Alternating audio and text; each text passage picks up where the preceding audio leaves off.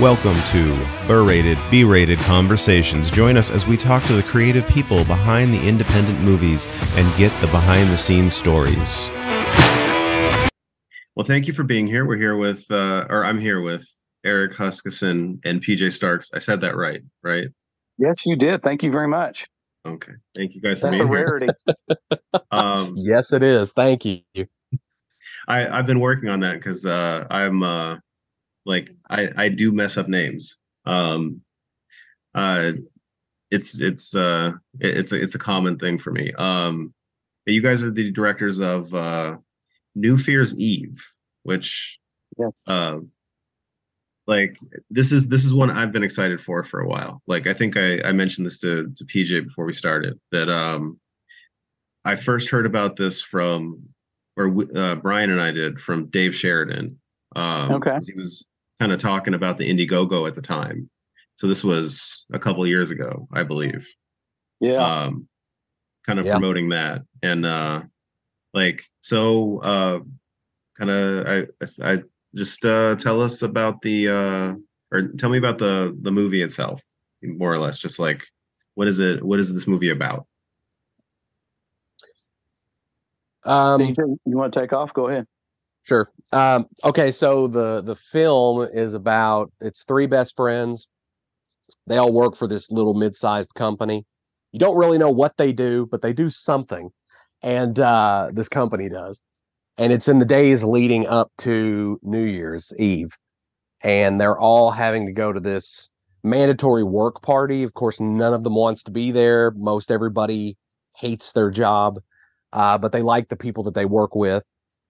And unbeknownst to our three leads, they're being stalked by this sadistic serial killer who is equally being hunted down by police and FBI. And this killer has set his sights on these three individuals. And of course, he follows them to the New Year's Eve party. They all get locked in the building together. They have a hard time escaping, and then chaos breaks out, and it becomes kind of a fight for survival. And that's in a nutshell what the movie itself is. That sounds interesting. It sounds like it's got a lot of layers to it. That there's a lot to that. Sorry, go ahead. No, I was going to say, I mean, there are. It was funny because when we first were having meetings and stuff with Dave, who you had talked about, when he came on the production as a producer, and we were going into the promotion phase of the initial Indiegogo and all that. I remember Dave said, "Okay, so how are you guys going to promote this?" And I jumped in and I said, "Well, it's about three best friends, and the movie is about their dynamic and how their relationship evolves from the beginning to the end when this dangerous and fatal adversity kind of gets thrown into the mix, and how they have to navigate those waters." And he's like, whoa. Wait, are you making a fucking Wes Anderson movie, or are you making a horror film? And because that's the thing, like, while the movie is a horror film at its core, and it is a slasher film, it's very character driven. It's very story driven. There is a lot, like you said, there's a lot of layers to this movie, so much so that when me, Eric, and our DP Alex, we all sat down to watch the movie for the first time all the way through, once we had a majority of it pieced together and the sound and everything. Not the sound mix, but just kind of the initial assembly edit and stuff. We all kind of looked at each other when it was over with, and it's like, we know there's 40 kills in that movie, but it does not feel like there's 40 kills. And we all kind of agreed, it's like, even though it is a bloodbath, there's so much characterization and story happening that it also doesn't feel like it's just bogged down with blood and gore.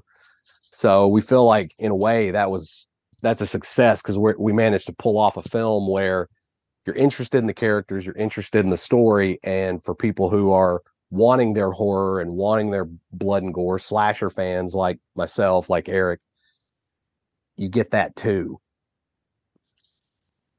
Well, that's awesome. I mean, like that's one of the common threads that I've noticed for the movies we watch that we really enjoy is that having good characters, having that kind of like, you know, the bonding and the connective tissue, having like moments in the movie elevates what goes from, you know, like blood and guts slasher, like you said, to you know, something more.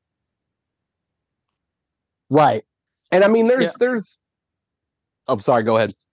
No, I was just basically gonna say, and plus with this, there's just so much humor thrown in there. It breaks up the, you know, I guess the intensity of it being a slasher, in a good way at times. But there's a good mix of the horror with the comedy. So I mean, we're kind of putting it out there as a horror comedy, but was really written to be a horror. But if you know PJ Starks, then he's going to throw comedy in there. So there's a lot of adult humor and adult situations in this film as well.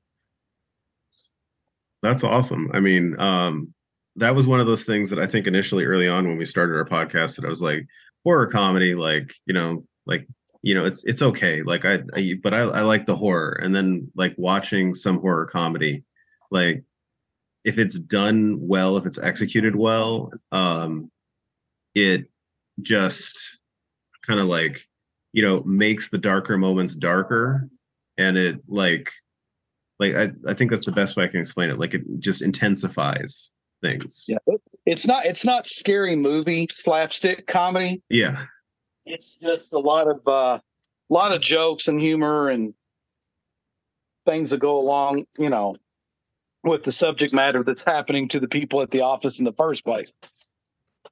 So yeah, which actually with some of the characters, it's actually their characters are just that way. So yeah, I'm a big Kevin Smith fan. Have been for a really long time. That's Clerks is the film that made me go, oh, I can do this. And that's Kevin Smith will probably listen to that and go, oh, he thinks he could do this too, huh? But that was the film that made me go, oh, this is possible. And so the way he does his dialogue and things, I mean, that's when you listen to anything that I've written, you can hear the inspiration, like the way I do my dialogue is similar to the way like Kevin Smith does his dialogue. And it's the same with like the dick and fart jokes.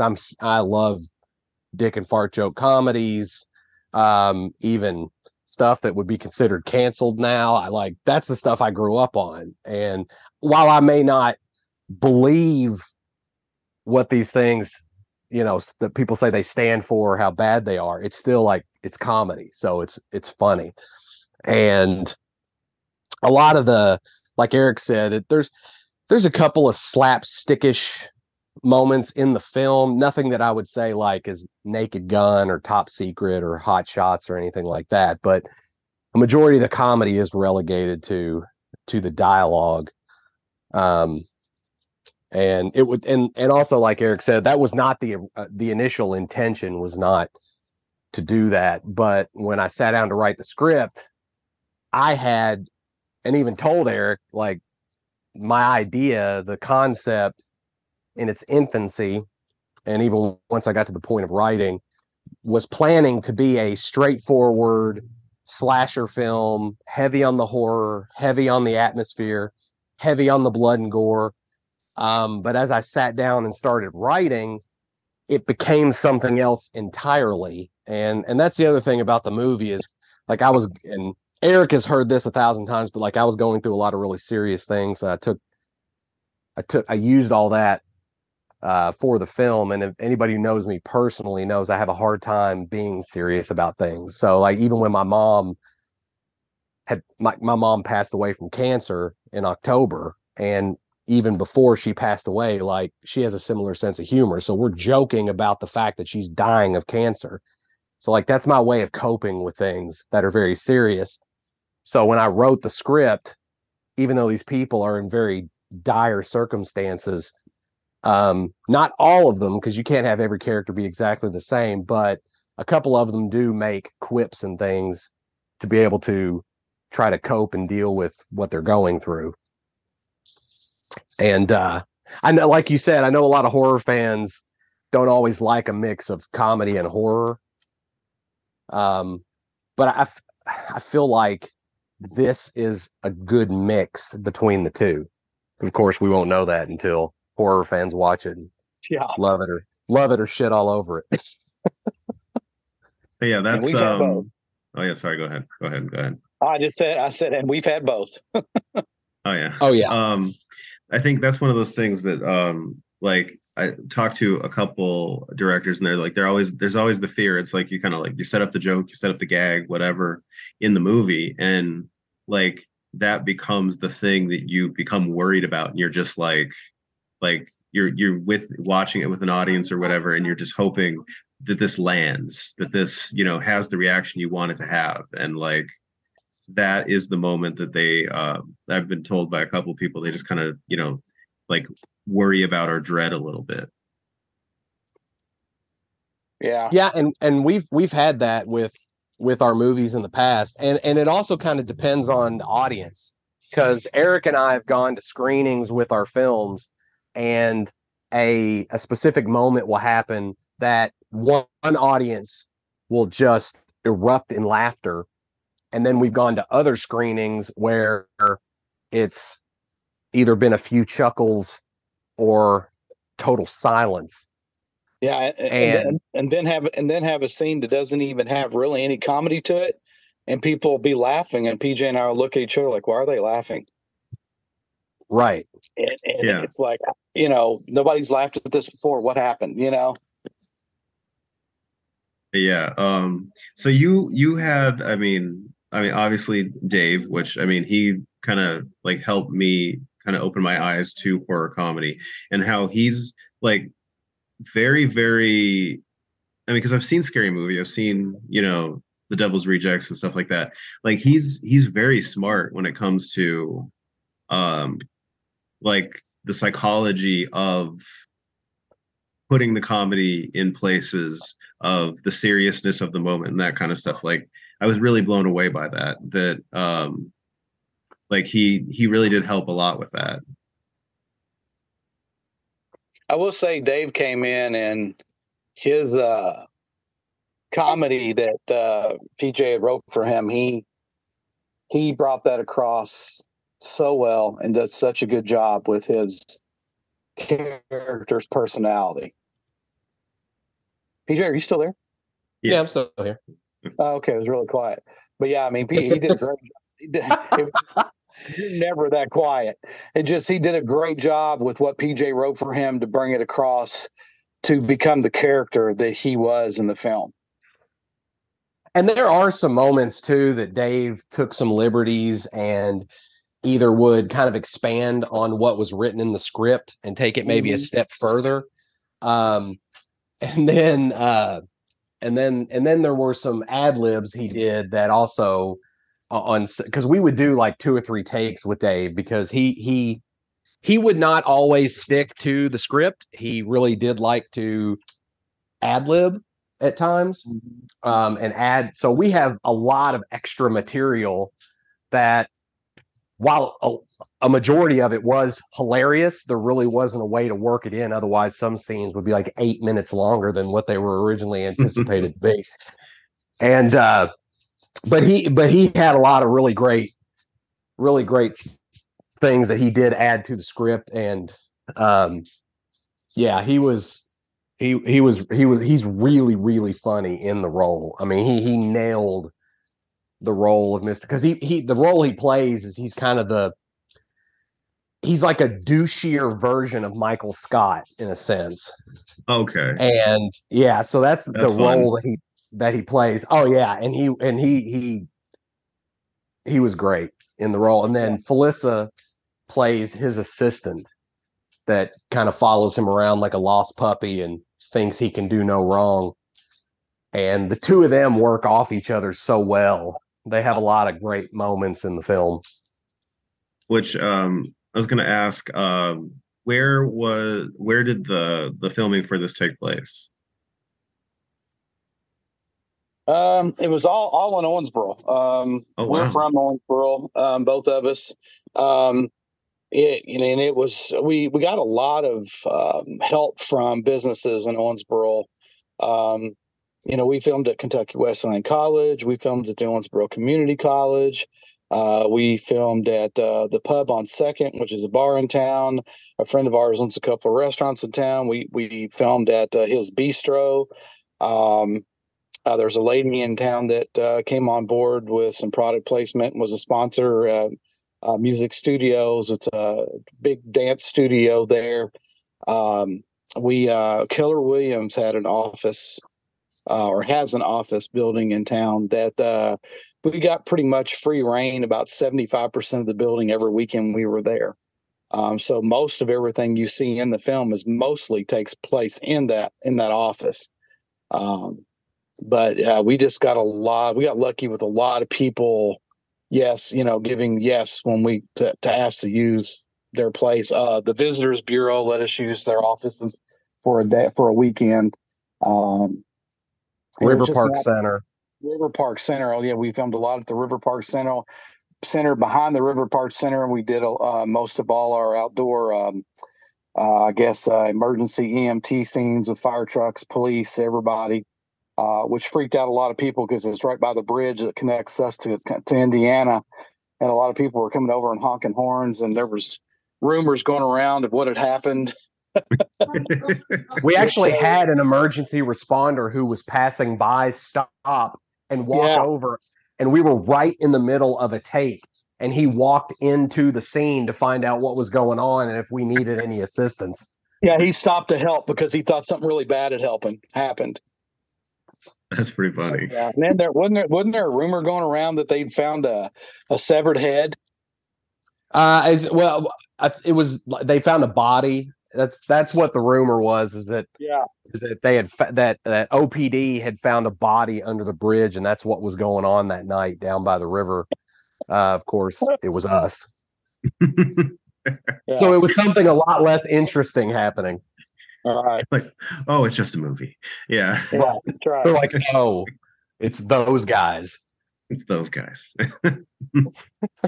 But so you mentioned there are like 40 kills in this movie. I mean, that's got to be quite the balancing act to try to make, or like large sections of the movie not feel kill heavy and be able to put story in those places.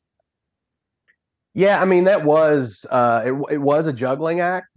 It was definitely.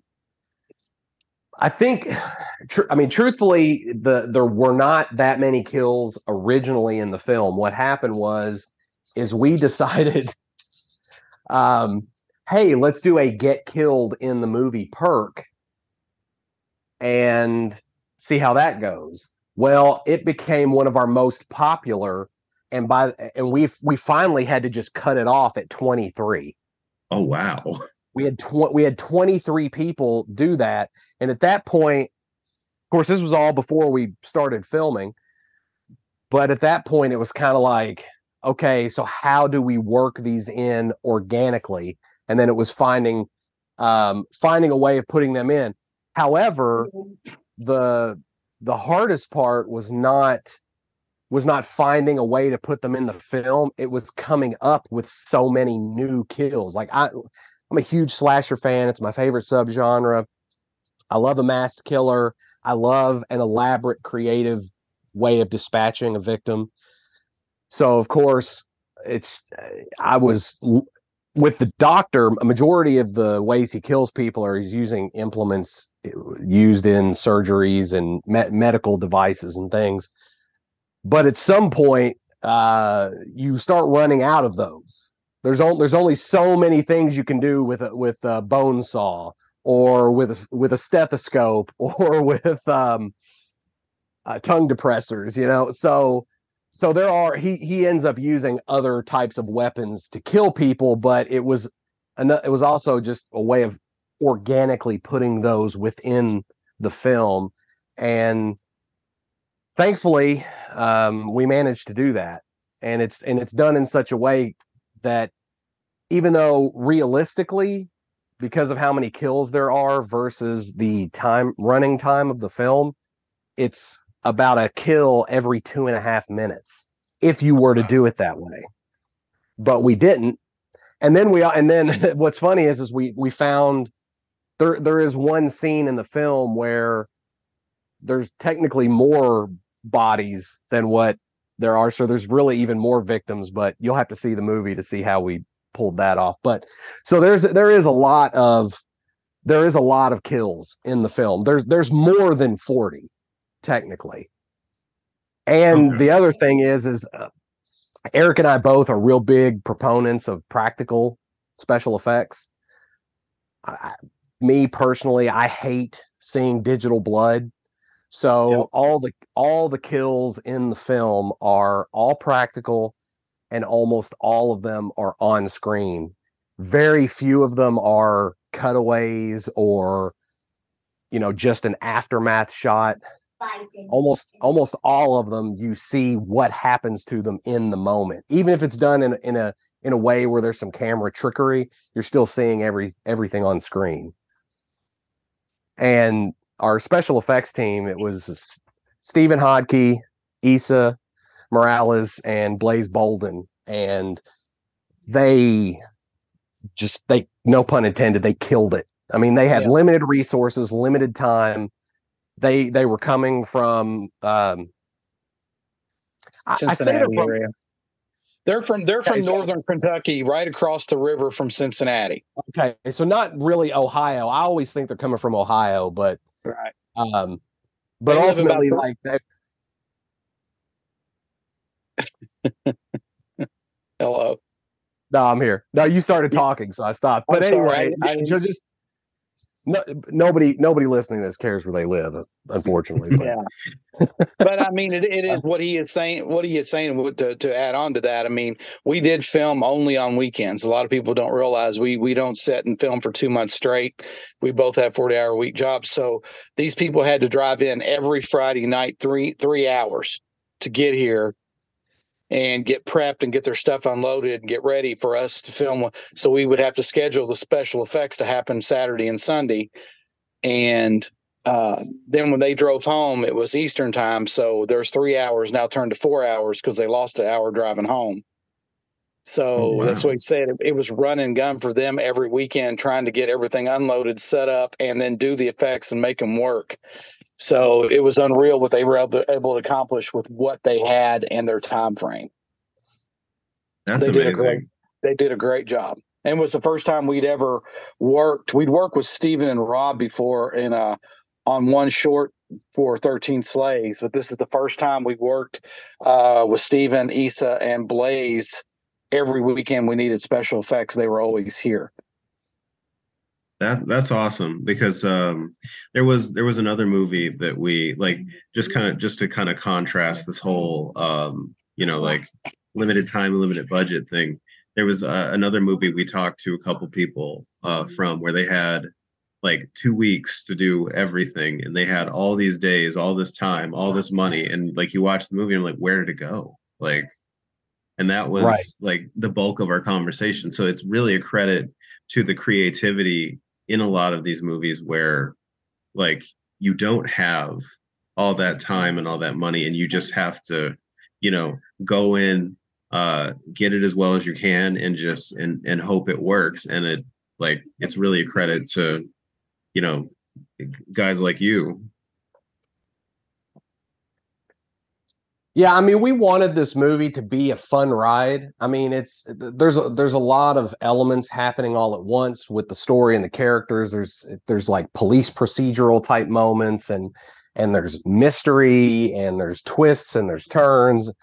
But I mean, at the end of the day, it is a horror comedy, and some of the kills are very over the top, and there are some very ridiculous things that happen. Even with the doctor, the way he's able to kill some people, there's just no way that any regular human could do that. Now, we're not talking Victor Crowley hatchet over the top. Okay. We didn't want to go too far. We still wanted some believability, but the great thing is, and this goes into what you were saying a second ago, I've done the same thing where I've watched some independent films before, and I've thought, where did the money go? And that was one of the things that we wanted. When you watch our movie, it's the largest production we've done to date. Right. It has a very big feel to it, from the score to the look. You know, we have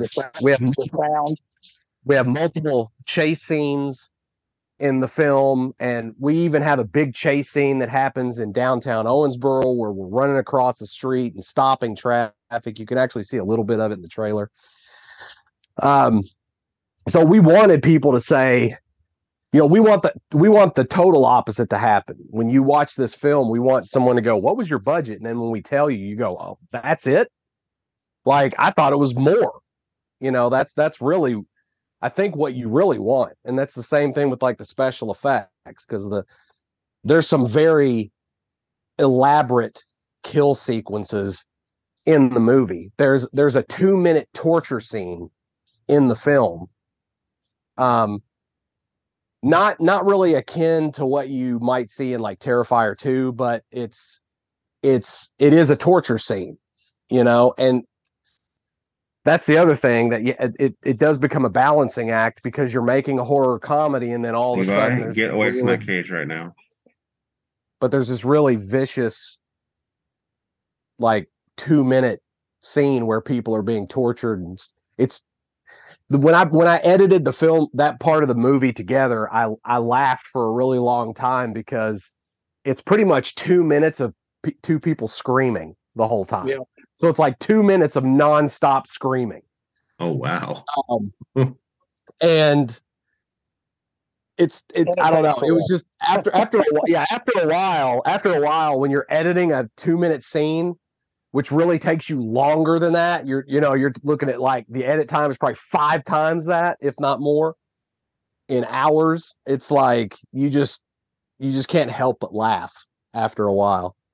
Or maybe there's something wrong with me. I really, I don't know. But like I was saying, I think there's going to be a lot in this film that, and you hear that a lot when filmmakers talk about their movies. We've said it, like, there's something for everybody in this movie. But I really feel like with this one that there is. I think Eric would agree with this. I can't say that it's a scary movie. No. However, I can say this. I watched a scene one night. It was when Matt was working on the color correction part, and he was sending us scenes to look at. And I'm watching a scene, and Leslie, my fiance, was right there with me, so she got a sneak peek at the scene. But we're sitting there watching it together, and I mean, it had the music and stuff already put to it at that point. And we're sitting there, and this jump scare part happens. And in my mind, anytime we do a jump scare, I'm like, this will never be effective. Like, I never feel like we can do an effective jump scare.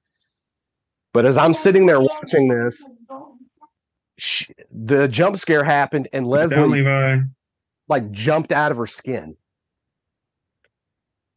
And I got real excited. I looked at her and I said, "Did that scare you?" And she goes, "Hell yes, it scared me." and we're watching it on a cell phone, of all things, too. So I felt accomplished in that moment. I don't know if I ever told you that, Eric. No, you didn't. But yeah, I mean, what the hell are you doing showing people our movie? What the shit? Well, I mean, Leslie is the inspiration for Leslie in the movie, so true. I could not. Yeah, what's Haley? She hasn't seen it. Yeah, but Haley's not in the movie. And Leslie can do things for me that you Haley can't. Haley just wanted to ask, why the hell isn't she in the movie? I don't know. Why didn't you have a character name? Why didn't you tell me to put a character named Haley in the film?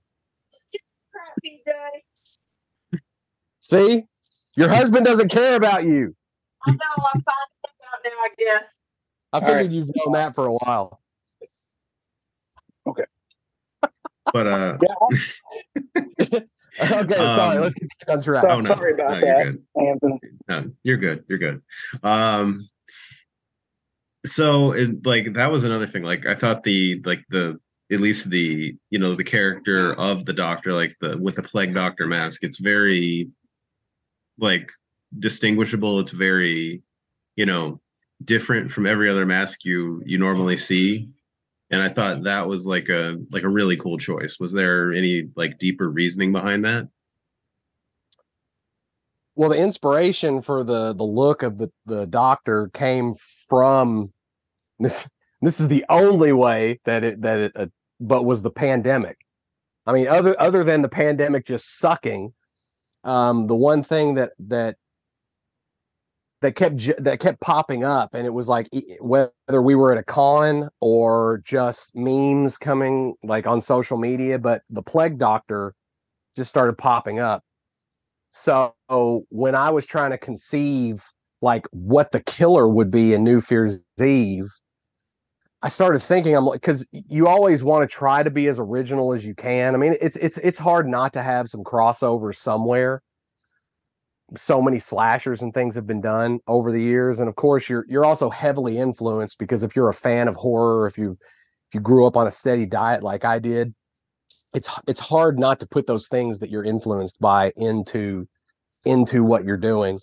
But when it came to coming up with the idea, I started thinking of the plague doctor, and the one thing that I kept thinking of was like, why has no one ever used the plague doctor, the mask, for a killer? And so that's how the character ultimately came to be, the look, especially using a plague doctor mask. And then the idea of plague doctor, and I was like, okay, well, that also kind of adds potential mythos and some layers and things to the killer, especially if you're wondering, who they are or what they stand for or why do they operate the way they do. And plus it creates a different kind of character because there's not a whole lot of medical slashers. I mean, you have Dr. Giggles, you have the Yeah. surgeon, the dentist. You have some of those films, but you've never seen anything like what we've done with the doctor. And then on top of that, I'm a huge true crime fan. Go figure. Jack the Ripper is one that's always like it's all that's the one that I always gravitate towards. There's just something about that mystique, I guess, because they never caught him. And even though there's no photos or anything, it's almost always just this is what I think Jack the Ripper looks like. If you see the silhouette of a guy from a turn of the century with the top hat and the cloak and all that, the Inverness coat, you think Jack the Ripper. It's very iconic. So we used that look mixed with a plague doctor to kind of create this hybrid, iconic, stylistic look for the killer in the film. And then, of course, we got with an artist, an illustrator here. His name is BJ Emick. Yeah. Sat down with him. He used parts from the script, having conversations with him as to what the mask and everything should look like. And then ultimately he illustrated the character, and then he'd send it to us. We'd look at it and say, could do this, tweak this. And then once we were like, yes, that's it, we then turned around and we sent gave his illustrations to a mask maker that we ultimately settled on. His name is Sean Cowan. And he made the initial prototype. We approved it, and then he moved forward on making the mask. And of course, that's what you see in the film. So the mask is completely original to the project, to the character.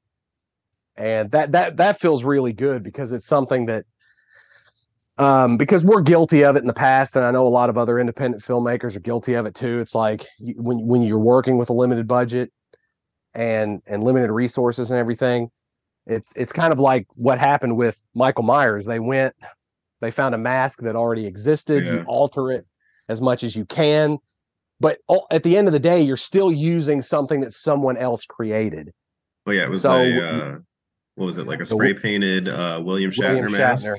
Right, Yeah. right. And of course, Michael Myers is one of the most iconic cinematic serial killers. Yeah, but and also, but it's still William Shatner. So with ours, like ours is 100% original to the project. yeah, and the other thing cool about the doctor's outfit is I mean, the killer that we used in Volumes of Blood and Volumes of Blood Horror Stories was called the Face, and the jacket that he wore, we had a seamstress here in town actually change it around a little bit and add some stuff to it to make it look like an Inverness coat to be used in film. So that's actually the jacket the killer used in Volumes of Blood and Volumes of Blood Horror Stories as well. It was just modified for this character. That's awesome. Like a little like an Easter egg. Yeah, sort of. Yeah. Yeah. So that is like that's cool you mentioned that you kind of you have this original look, this original mask, because it is kind of one of those things now that like a lot of the time, when you are working with a limited budget in these cases, you have to decide where the money goes. And only the truly like money wealthy can go to like prosthetics and things like that. So like having a unique mask is a cool thing. It's kind of like what mask am I thinking of? The one from the Black Phone, like the grabber. Like it's just one, like Right. you see it, you look at that and you're like, this is different. Yeah. But so normally we have our well, I was trying to think, is there anything else to ask about this? We can't go too deep. I was gonna, if there wasn't anything else, I was gonna go through our final questions that we normally have. Which first of all, are there any independent horror films that you can mention, you can recommend for us? Like they can be your own, they can be other people's. I mean, we've had people mention their own before, which is always fine. Yeah. So you're asking, are there any independent horror films or ones that we've watched recently to recommend to anybody to watch? Yeah, because we're always looking to add to our list because we occasionally work off of our list and do movies for episodes and stuff like that. Well, I mean, of course, I will say this just to plug our own, like what you're talking about. I mean, the reason we did New Fear's Eve is because our movie 13 Slays that we did, being Christmas, did so well.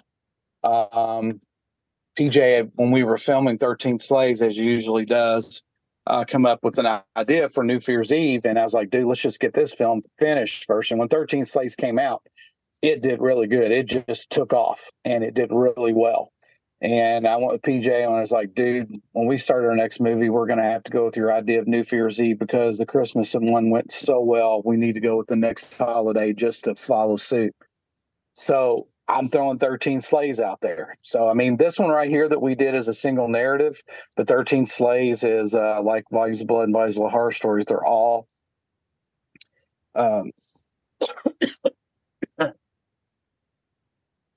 excuse me, sorry. Oh, And he died. They're all anthologies. They're all anthologies. This is the first single narrative PJ and I've done together. So I would throw out 13 Slays. Couple of friends of ours that have helped us out with a couple of movies. Justin Seaman had The Barn and Barn 2 come out. Oh yeah. And then Cryptids most recently. And then our buddy from Evanescence, Rocky Gray, who scored a couple of our movies, has 1031. 1031 2, 1031 3. And he just announced that he's making 1031 Part 4. Right. So those have been well received. And they're people that we know really well. Definitely. Those are, I mean, because 1031 is one I think I've seen, but we haven't jumped into that yet. And I think, 13 Slays, that was one we talked about, but we tried, like, like for Christmas, we're trying to like break it up a little bit and not do like 4 weeks of Christmas, because I think it's like for us it just becomes a little overwhelming to try to like pick the best four kind of thing. But that one was one that like I think we're talking about for like a Christmas in June type thing. Right. But yeah, like 13 Slays, that like I noticed on that one that was Drew Marvick is involved. Yeah, he actually has a short in that, correct. Which, I mean, we talked to him, he's like super funny guy, like, you know, Yeah. like he does the directing and the acting, which I mean, like I see why he, does so much directing or so much acting, but I would like to see more directing, because he really is very, like, how do I put it? Like very, very smart, very analytical in how he goes about it. Like it's very intentional. Yeah, and it's funny, his segment in 13 Slays, we filmed that during COVID. And when he was getting ready to film, he had his script lined out, already had his crew and his actors and stuff. I think he lives in the Vegas area. They brought down a ruling where you couldn't have more than 8 people in so much of an area at any certain time until further notice. Well, that nixed his idea for his short. So he came up with another idea, and he used himself and his 2 kids as in the short. And a lot of people really like the short, but he had to end up doing it at his house on the fly with his kids because he couldn't get out of the house and do what he wanted to do. That's awesome. Yeah. I love the creativity. Mm-hmm. And is there anything else that you guys are working on that you can talk about? Well, no. What was PJ, that? What was that last? I was gonna say, what was that last question? Sorry, my youngest, he's doing his homework and he popped in here to tell me about it real quick, and okay. I missed that last question. PJ can take this one because he's doing some stuff. Yeah, like, is there anything either of you are working on that you can talk about? Okay, obviously, New Year's Eve is going to be coming out sometime this year. Now that the film is finished, we're going to start moving forward, sending it to distributors. We don't know who's going to get the film yet. We don't know exactly when it's going to come out yet. We're thinking sometime between October to December. It just makes sense with October being Halloween, but ultimately with this being a New Year's film, it just makes more sense to do it like November, December. Anything after that feels like it would be a missed opportunity, but definitely keep your eyes peeled because we're going to be doing a festival run and all that with the movie. I do some executive producing and stuff outside of Blood Moon Pictures. So like right now, I'm an executive producer on Sweetmeats, which is written and directed by Ricky Glore. It's actually was picked up by Troma. The trailer and the new official one sheet just recently started getting put out there. Fangoria picked it up as an exclusive, so you can actually check that out. But it's a horror comedy musical. It's Ricky made a really really unique and fun film. It's definitely in line. It feels more in line with classic Troma than the more recent stuff you've seen done by Troma. But Lloyd's been has come on board and he's a part of it. And actually, we're going to be at Horror Hound next weekend, and they're going to be there. And Ricky's actually going to be there at their booth helping like rep. And so that's one that you might want to keep your eye out for. And then there's another Kentucky filmmaker named Tori Jones who's making a slasher film that's it's almost a reboot of his film, The Wicked One. It's called The Boy from Below. Oh, yeah. Okay. And it's got a stacked cast at this point. You've got Tommy Lee Wallace, Dee Wallace, Leah Voicey from Terrifier 2, Cheney Morrow. Just there's a whole slew of people involved. Richie Ramone. So that starts filming beginning of next month. So it probably will. I'm going to say it won't be out till either end of the year, beginning of next. But that'll be a cool project. Keep your eyes peeled for, and that's pretty much it. And Yeah, then whatever we do next after New Year's Eve comes out, whatever that's going to be. Well, we'll definitely be looking forward to that. But yeah, the Boy from Below, I was keeping an eye on that one because we watched for an episode we did Phantom Fun World, and that was just like it was just amazing to see what Tori was able to do with just the simplest spaces in an amusement park. Like that's another one. It's just the creativity. It's there. Like you're taking a space and turning it into something scary. And it's like I enjoy his stuff a lot. Well, and so Frank Dormani, who did the score for Phantom Fun World, came on and did the score for New Year's Eve. Yep. And it's funny because and if you like what he did in Phantom Fun World, just wait. And he has told us in no uncertain terms that this is his favorite score that he's done for a film. And it's funny because I was going to say I had watched Phantom Fun World, but I didn't realize he had done, and it was that was right before he ended up coming on board our project, because we lost a composer and we didn't really know who we were going to get at that point. And I had just recently watched Phantom Fun World, like I said, not realizing that Frank had done the score. And I just kind of got on IMDb and was looking at other independent projects, and I saw Frank keep popping up. So, because he's worked on like Watchdog and several others. So I just reached out to him.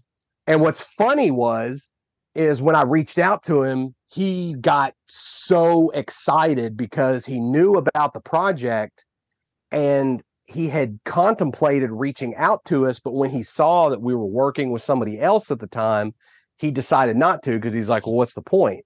And then all of a sudden I'm reaching out to him, and he had wanted to talk to us about possibly doing the score. So it really was kind of fortuitous the way things fell into place. And it was the score he does is, pardon my French, fucking phenomenal. Yeah, he was so great to work with that there was something I was like, hey, can you tweak this? Can you do that? He's like, oh yeah, sure. He goes, I know what you're talking about. I'll do this. And he would send it to us like, yep, that's it. Oh, that's yeah. Awesome. His stuff is, he really made this movie come to life with his score. He really did. Well, that's awesome, because that was one of those things that I noticed about Phantom Fun World. It's like the music is like another character in itself, that it kind of like adds to the level of the situation a lot of the times. And so that sounds amazing. Yeah, and that's what he did with this film. He didn't just do a score, he actually created themes that become cyclical throughout the film, and they keep popping up. So the Doctor, almost like, he has his own theme, and that's we were already trying to go for a bigger look in general, and his score took that to the next, literally, and I know this is an overused phrase, but to the next level. It really did. It makes the movie feel so much bigger than it really is. That's so awesome. That sounds amazing. I'm really looking forward to this movie, because this is one that like ever since I backed, I was like as soon as we get this, it's like, this is going to be an episode, because we have that like short list of those that it's like, as soon as we get it, as soon as it comes out, like we gotta do this, we gotta watch it. It's like we're gonna pull the trigger on that. We'll still go in with low expectations. Yeah. That way you'll come out like, hell yeah. I don't know. It's like I get Levi. Like I always find more enjoyment in independent, just for the simple fact that there is that creative process. You don't have all that like too many cooks energy going on, and you get to get like a singular vision. So Yeah. for me, definitely, Well, like, yeah. it won't ruin my expectations. Sorry, go ahead. I mean, we strive every film to go bigger and better every time we go to the next movie, and bringing on Dave and Felissa and Hannah and Jeffrey. You never know what you're going to run into because, like you said, we're weekend warriors. Jeffrey and Dave and Felissa all came in the same weekend, and we had to do all of their shots in one weekend. Wow. And we didn't know, we'd never been, and we knew Jeffrey, but we had never really worked with him, so we didn't know what to expect from any of the three of them on set. And I am I don't want to say surprised. I am just very pleased with what they gave us, because you never know what's going to happen when you bring somebody in, no matter who they are. You know what I'm saying? But I'm very pleased with what they did with their characters. Yeah, well, and and even beyond that, and talking about Jeffrey real quick, Jeffrey, I mean, while Dave and Felissa are producers on the film, a majority of their producing duties and things were more relegated to the beginning of production into production, and then Jeffrey has been a lot more hands-on towards the latter part of production into post. So he's not just been a great friend, but ultimately he's also been a huge intricate part in, you know, helping give us some notes and directions and things like that, as well as potentially, you know, helping with steering the project in the right direction and into whoever's hands it may need to go into too. So so he's really been our gateway more so into the industry, or even just that perspective, because, you know, that's what he does for a living. And I was just talking to him today about it. And so he actually has I sent him the movie today to look at, and he called me just to tell me like how excited he was that he has some other projects that he's having to finish up first. But he was like, as soon as I get these scripts and things finished and out of the way, or into the next phase of what we have to do with them, he's like, you can bet I'll be sitting down watching the movie. So he's pumped to see it. That's awesome. Yeah, because you're talking about Jeffrey Reddick, right? Correct. Yes. Yeah, from the Final Destination guy, which those are like, that was one of those that kind of like set off the early 2000s. Oh yeah, big horror boom. Yeah, he's great. So where are you all out of? We're out of Vegas. Oh, okay, cool. Oh, well, so you can walk to Drew's house. Yeah, I mean, we talked to Drew. That explains the Drew Marvick thing. Yeah, because Drew was like super cool. It was just like, hey, can we talk to you about Pool Party Massacre? And you know, it'd been like, what, like 5 or 6 years since the movie came out, and most people are like, I don't want to talk about it unless it's like a new thing, because we've run into that a little bit. But he's like, he just loves to talk about it. Yeah, that's weird. I know it's still like that one's weird for me. But I mean, do I want to sit around and talk hours and hours about Volumes of Blood? No, but it's part of the foundation that got us to where we're at now. So it's So I guess I just don't. I don't. I know some creatives are weird about certain things, but I don't know. That seems a bit like it would turn me off from wanting to talk to somebody if they don't at least want to entertain a little bit about talking about their roots, you know, like, because I have some projects I did before Eric and I started working together, and I won't say they're pieces of shit. Are they anywhere near the level of what we're doing now? Absolutely not. But they're where I came from, and you got to start somewhere. And even there's people I've never worked with ever again since those projects, but they're still proud of the fact that they were a part of it. And in some ways, every project still holds up somewhere, somehow. So that's just kind of weird that they would do that. But that's my TED Talk. Thanks for coming. No, I understand. Because like for me, you know, you watch the movie that people make now, and it's like they got it all together, everything comes out amazing, and you get to see like this amazing finished product. But like watching that original first one where they're still trying to figure it out, that for me is just as enjoyable. Where Right. you get to see, where did your current ideas come from? That is entertaining too. Yeah. And the other thing, go ahead. Go ahead. No, go ahead. I'm going off on something else. Go ahead. Oh, well, I was going to say, like, I loved the original Pool Party Massacre, and ironically, and this is going to sound weird considering I'm a slasher fan, but within the last week and a half, I sat down and watched Slumber Party Massacre 1 and 2 for the very first time. I think it's been a while since I've seen those. Okay, see, I've seen bits and pieces of them both throughout the years, but I've never actually sat down to watch either one of them all the way through. And they're both extremely entertaining. Are they incredible masterpieces? No. But they were never intended to be. You get exactly what you think you're going to get, but they're still fun movies.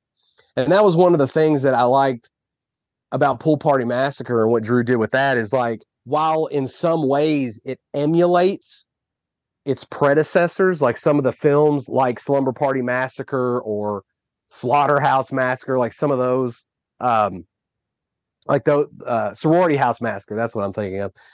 While it kind of emulates those, he still managed to make his own thing. And in a world where a majority of independent filmmakers are just doing a lot of throwback movies, that was one thing I feel like Drew accomplished with Pool Party Massacre, is while he emulated a certain type of film, he still managed to put his own stamp on it without trying to just be another one of those. And interestingly enough, and not using that as the segue back into New Year's Eve, that's what we were trying to do with New Year's Eve.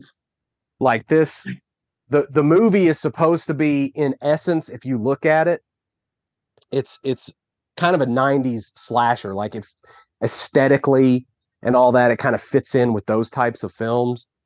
But we've done throwback stuff in our previous movies, Volumes of Blood, 13 Slays Till Christmas.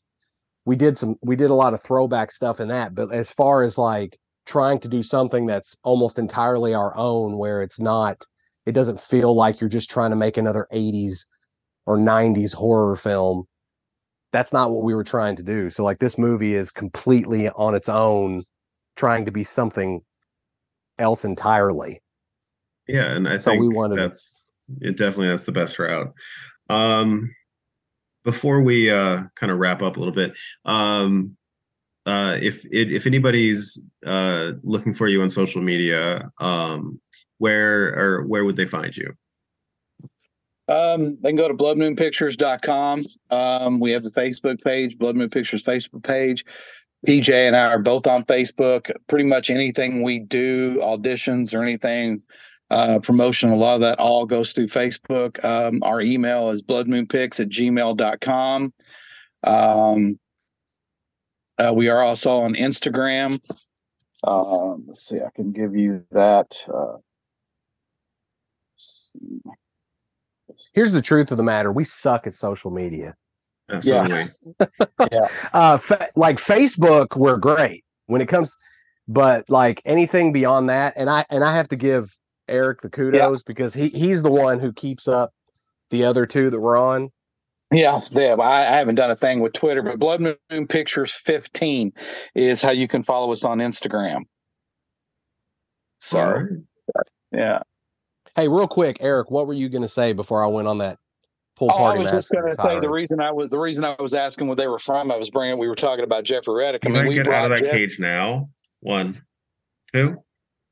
Get out of that cage. How did you know I was getting in a cage? Oh, sorry. I was like, is Kyle Gass there? Yeah. No, I'm sorry. My son was trying to get in the guinea pig cage, so I'm just. How's he supposed to learn if you don't let him? I don't want to deal with that. I was wondering where you are from, because the reason I was bringing that up, because I wasn't sure where you all were located. And just an interesting fact with the Jeffrey. I mean, we flew Jeffrey, Dave, and Felissa in from LA, and then Hannah, ironically, lives in Indiana right above us, not a few hours. But Jeffrey, and the whole reason that PJ ever reached out to him in the first place is he's from Kentucky, where we're based out of. So he was born and raised in Kentucky. Now he lives in LA. Oh, okay. So that's just kind of where I was going. I just thought that was yeah. Which, I mean, we have like a few local independents around here, because like we got Drew. I think, what was it? James Balsamo did From Dust Till Bong out here at the Monster Museum. Which one was it? It was and now Tom Devlin's doing a few I recognize things. that name, but yeah, I talked to him, and he's put out, I want to say, like 100 movies that he's produced or something crazy like that. But he told me literally, it's just like, you come to me with a concept, and if you got money, we'll make it work. Like that's his whole model. Well, I can say this: if you come to us with a concept, we're gonna go. Yeah. What are you trying to do exactly? Here's why it's going to be hard to do that. That's like Eric said earlier, because today is actually the 9-year anniversary of the premiere for the first volumes of Blood, and Eric was like, this was yesterday, but Eric goes, "Oh, okay, so we're making a film, every 3 years." So I couldn't imagine trying to do 100 films. That boggles my mind. Yeah, like he was, because I talked to him about, what was it? It was Karate Joe, I think it was. Yeah. Yes. And he was like literally, I just met a guy at a convention who in North Carolina, and he said he wanted to make a movie about a killer karate guy, and then like 10 days later I was back, and I hired a guy to direct. He wrote the script, and we shot it. Like, he just like rented out a dojo for 5 days. It's like the way some people do these movies, it really blows my mind. But yeah, like the other local guy was out here is Tom Devlin. I think he's been on a season of Face Off. He worked on 13. He did some special effects for 13 Slays. Yeah, till Christmas. He did a couple of movies, or he did what Teddy Told Me To, and Las Vegas Frankenstein this year. Yeah, which we watched Teddy Told Me To, and that one's like, the gore is pretty top notch. Good stuff. That's awesome. So basically, what I'm taking away from this is when Eric and I come visit Vegas, we get to stay at your house. I mean, I don't have any extra guest rooms I have. It sounds like to me you got a pretty sweet guinea pig cage for us to stay in. Well, saying, and if I show up, I'm getting in that cage. I'm getting in that cage.